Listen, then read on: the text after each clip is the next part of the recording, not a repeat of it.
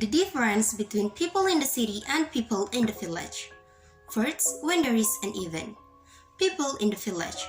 Usually, when there is an event, people in the village is gonna gathering and cooking together and then eat it together on that event. Or in Buginese culture, we call it as madawa-dawa.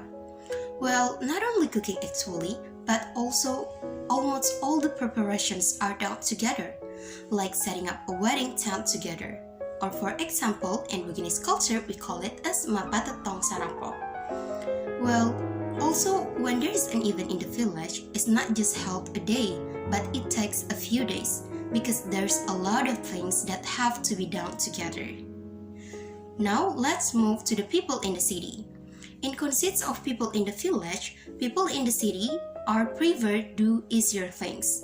Instead of gathering and cooking together, they prefer to do a catering. Or sometimes they're just like booking a hotel or buildings and then they just need to pay. And the people on the buildings or hotel is gonna do all the preparations. The second one is about neighbor. People in the village. Well, when we live in the village, we know almost all our neighbor or even someone that live far away from our house. And also when we are in the village, we can easily talk or make a conversation with our neighbor. And I think it's because people in the village love small talk.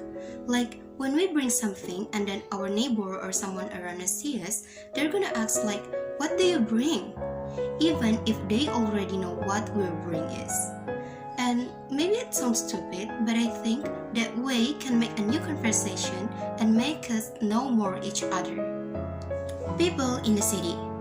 Well, I've heard before that some people in the city don't even know their neighbor even though their house are glued together.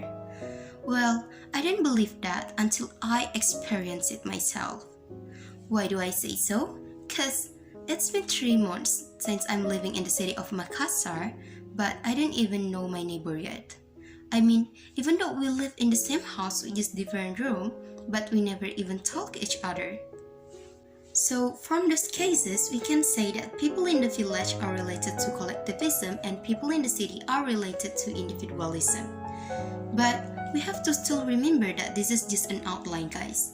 I mean, we cannot always say that all the people in the village are collectivism or all the people in the city are individualism, because it's all back to our own character.